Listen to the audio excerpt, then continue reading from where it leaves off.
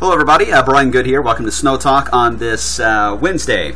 Let's break down the longer term pattern more than anything. I will cover the short term as well, at least briefly. Snow stats, by the way, if you're looking and keeping count there at the bottom of the screen, not much has really changed. Obviously, still our one snow event, 2.4, although we had our first official measurable snow with that freezing fog in December, which is odd. Normal to date, obviously we're only halfway there to normal. But at least we're still on par with last year for now. We're running out of time on that. On the board ahead, though, still looking at a rain, maybe ending as a bit of snow on the 27th. I'll talk about that system. And then we'll get into at least a light snow pattern toward the end of the month here. But no snowstorms, no accumulating snow, nothing like that's in the forecast as of now. In the short term, we've got to deal with the cloud cover. It's going to try to break up today. The infrared satellite's not detecting very well, and it's still too early for me to use the visible, but it's not great to detect current conditions outside when it comes to our cloud cover overhead. You see cloudy reports coming in, even though it's showing a clear sky. So cloud deck's going to be hard to break up today. If the earlier we do it, the warmer we can get. Otherwise, it's going to be a struggle through the 40s all day today. All right, our next system is going to be the low pressure developing in Texas. As I was talking about yesterday, it's still, here's the cold front from yesterday, and it's actually attached to that low. So it's going to take that very cold front and move it back to the north as a warm front tomorrow. So we'll warm things back up again tomorrow. And then the rain will be moving in, looks like just after lunch, if current trends hold.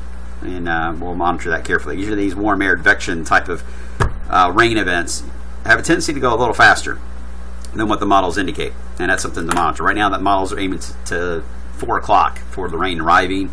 It wouldn't surprise me if we have to bump that up to late morning or midday, especially in our southern counties.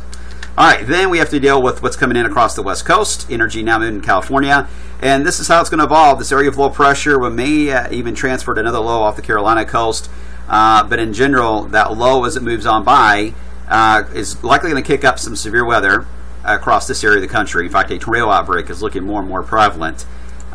With the amount of wind energy and shear is tremendous with that low just rocking like a bowling ball along I-20. We will see if whether or not we can get any type of cape or instability get involved in the wind shear that is moving through. We do have some directional shear, obviously, with the low moving by. If we don't have a lot of cape, it'll just be some gusty winds and rainfall. But that is always something we got to monitor. Anytime you get a natural twisting to the air with that low, you got to keep an eye on instability. At this point, I don't see anything too alarming, but it is something we'll watch. More interesting, though, is going to be this low that's waiting for it in the Rockies. And again, it's about a week from today it'll begin to show up. That is the one that I think is going to be one that could get interesting. And let me explain. Here's a look at the GFS. You're looking at the upper air pattern. What this is telling me, here's that system for next Tuesday and Wednesday. It rolls out. Here's the trough digging into the southeast corner of the country. It is showing a block off Nova Scotia and a block over Canada. So more than likely what's going to happen is this trough is going to slow down. The low associated with it is going to slow down. And as we go through time, you see that it's moving in southeast corner of the country. This will be about next Thursday. Block is still there, by the way, located in the northern Atlantic. Still being marked up here at the top. And then we start to see like a pinwheel effect. Another piece of energy is going to come in behind the low and at an odd angle. It's going to sneak in over eastern Canada and then get pulled into the low pressure in the southeast, and kind of a dumbbell effect will take place, and there will be like a transfer, kind of like a throw-in around the lows. So what could happen, you hear a lot of talk about Miller B type systems a lot, but this is set up with a block in place. We've got to watch this low. There's a chance this low may actually, the front may come through, but we may see a low develop the base of the trough and then ride up that, or it could be an app runner type of deal. And then on the back side would be the upper low will vorp moving through, could be a clipper type system with another round of light snow. So this could be a very interesting setup toward the end of next week and that weekend. But the blocking setup here is going to be key on whether or not that happens, because this is the GFS. When you look at the Euro ensembles, it's got the trough, but it does not get too thrilled at all about the blocking nature that is showing up here in the northern Atlantic. So therefore this trough would be a little more progressive, have a chance to swing all the way out into the ocean. The Canadian, similar to the Euro, although it does hint a bit more at the block in the northern Atlantic. So this is going to be a key factor in how this all evolves later next week. It's just something that I'm keeping an eye on. Stay tuned. We'll just trend it day by day.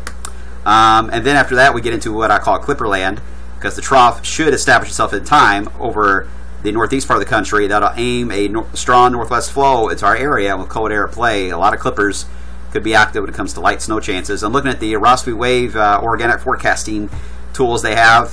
This is going to be toward the end of next week, and that weekend you see the cold air moving in, and then as we head into the first day or two of February, the cold air is in place, and then it tries to ease up a bit. And the question is how much of the easing will happen. I don't see us going warm. We may see it relax a bit. And when you look at the forecast so far in red, what an extreme we have had in January, though. We had highs at 20 degrees up to the 70-degree mark in a matter of about a week's time. And we're about to get into another surge of warmth, as you see here. But here comes the drops. And the next 10 days or so, I was just outlining, that are coming our way, and even more so in February. And that still looks interesting toward the later part of the month. So the next 30 days or so still look active, guys. So we just need to get to a colder pattern, and I do see that happening. So there's a lot to keep an eye on. Enjoy the warm weather while we got it.